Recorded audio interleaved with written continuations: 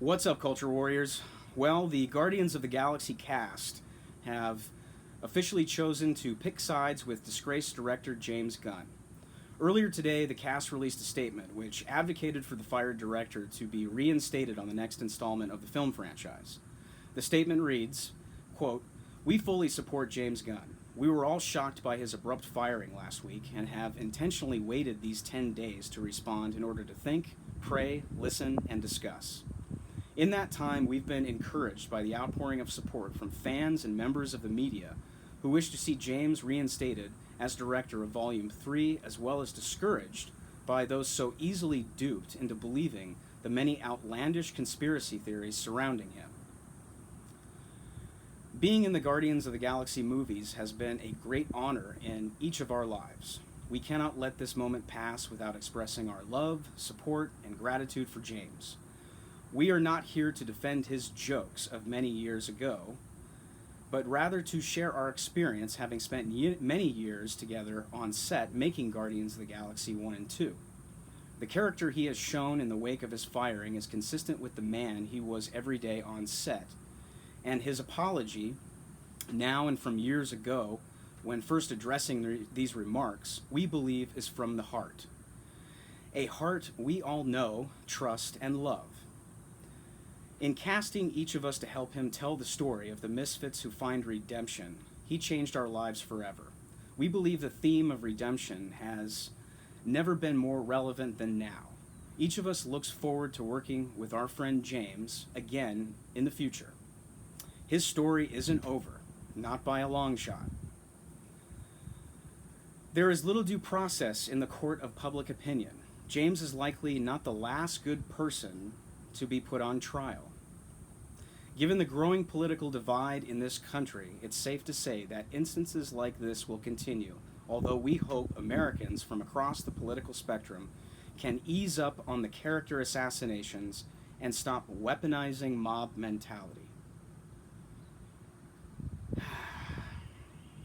It is our hope that what has transpired can serve as an example for all of us to realize that the enormous responsibility we have to ourselves and to each other regarding the use of our written words when we etch them in digital stone, that we as a society may learn from this experience and in the future will think twice before we decide what we want to express.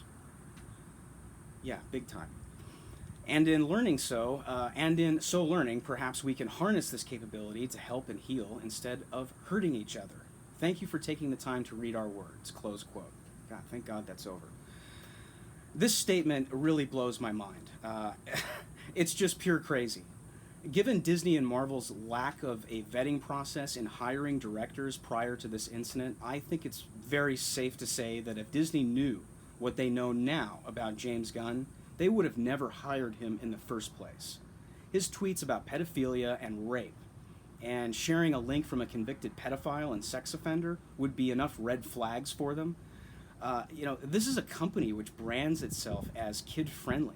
So the idea that they would want a self-described provocateur in charge of a multi-billion-dollar film franchise and one of Marvel's flagship IPs is insane, okay? It's insane, which is why they fired him and why they were right to do so. This is the worst thing you want associated with your brand, okay? The cast want to paint a very different picture. First, they say they were shocked by his firing. Really?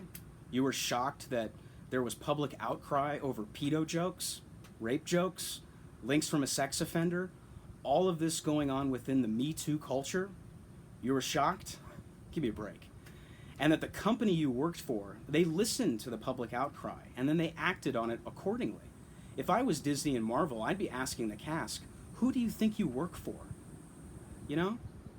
Then they reference the outpouring of support for James from fans and members of the media, which you can only really measure by way of some online petition to get him reinstated, which I think collected something like 340,000 signatures, which isn't much in a country of 300 million plus. And for all we know, 200,000 of those signatures came from places like the Middle East, where this kind of behavior isn't so abnormal. It's not just 300 million Americans. And frankly, look at how many people voted for Hillary. I mean, give me a break. They say they say they are not defending his jokes, but they are defending the man who tweeted them and thought it was okay to tweet about pedophilia in a joking way. So they may not be defending him in their minds, but I think it's safe to say that at a minimum they are enabling him. The cast also want to make it personal with regard to both of James's apologies, the one way back when and the one now. And I can't judge if it's sincere or not. I have no idea what's in James Gunn's heart, you know? But regardless of that, this isn't about what is in James's heart. This is about the stink which Disney and Marvel now need to get off their brand, and the brand of Guardians of the Galaxy, because with James Gunn, it's a tainted brand, because he brings all of this toxic baggage with him now. You know? You don't see guys like Michael Bay having toxic baggage, or Ridley Scott, okay? The cast may want to make this personal, but it's not. It's business. And Disney and Marvel have more to lose with James Gunn at this point than they have to win. And by the way, I love how the left will retort, it's the same thing with Roseanne. They are absolutely digging themselves a hole by comparing thousands of vile tweets about children and women with a single tweet about race. By all means, to all of you regressive leftists out there, keep making that argument, please. Keep doing it. I also like how the cast reference how there is no due process in the court of public opinion, but there was ample evidence of James Gunn's dark behavior online with the 10,000 tweets which he deleted in one day, but which we all got to read and be appalled by. Public opinion was shaped by what James wrote and said, not what others said about him or brought to light. The cast also talks about a political divide in the country, and I'm trying to understand what politics has to do with pedo jokes. Are they saying that the political center-right has a problem with pedo jokes? Because we do. I do. In fact, I don't think you have to be center-right politically to think that pedo jokes are not acceptable, especially when it's coming from a man who is in charge of a multi-billion-dollar IP and film franchise. Again, you don't see stuff like this happening with guys like Michael Bay. And forget working for the mouse. It's reasonable to expect that any big-time director will work with children at some point. And that person likes making jokes about sexually abusing kids. We expect more professional behavior from people like that. People in such high positions. The cast would also like to see everyone from across the political spectrum ease up and stop the character assassinations by way of weaponizing the mob mentality. That's rich coming from social justice warriors. Character assassination. The only character assassination which was carried out was by James Gunn himself, one tweet at a time. Death by 10,000 tweets is what took down James Gunn. Why the cast would describe the public outcry over being offended by pedo and rape jokes as mob mentality is just purely disingenuous. And Disney and Marvel's decision to fire him over that public outcry tells me they saw it as legit and not as a bunch of people being duped, as the cast described it. Then they close by talking about healing rather than hurting. Believe me, the only thing which will hurt the future of this film franchise is if they bring James Gunn back. In fact, it will kill it. It'll kill it dead. I would also argue that there are plenty of fans out there who have seen this statement and have decided that the cast has now chosen sides. They chose James Gunn over them. It was them or James Gunn, and the cast just sided with James Gunn. Therefore, they will boycott all future Guardians films.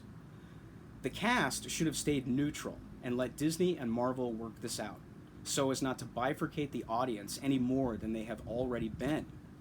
And the cast just killed any chance of that with this ridiculous statement. Marvel and Disney have a mutiny on their hands right now, and they better get a handle on it and remind these actors who they work for and what's expected of them, because this isn't how you play on a team, especially a team as big as Disney and Marvel Studios. Also, I'm really, really disappointed in Chris Pratt. Here's a guy who goes into the lion's den at the MTV Movie Awards, and in his acceptance speech talks about morality and personal responsibility, and moreover, God, and yet doesn't see the conflict in defending pedo jokes and the guy who made the pedo jokes, you know, Chris's moral compass seems to be spinning. He seems to be lost at sea on this one and needs to find true north again. But at the same time, he's an actor, and I don't give actors a whole lot of weight other than what they pull off on screen. I think actors and entertainers need to shut the hell up and act and entertain. You know, it's like, know your role and why you're important. You pretend to be someone else on the movie screen, and that's it. Outside of that, actors should go unnoticed. Elvis knew it.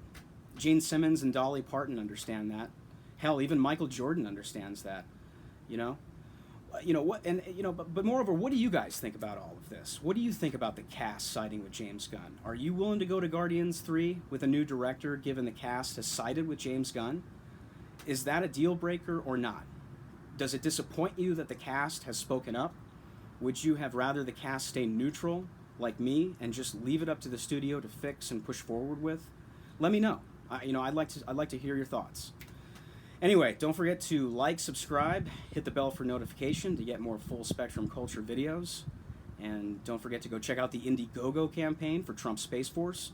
We just passed a new stretch goal, which means we will have the legendary Graham Nolan, co-creator of the Batman villain Bane, illustrate our back cover for the book, which is very exciting. So you got Dorman on the front cover, Graham Nolan on the back cover. What more could anyone ask?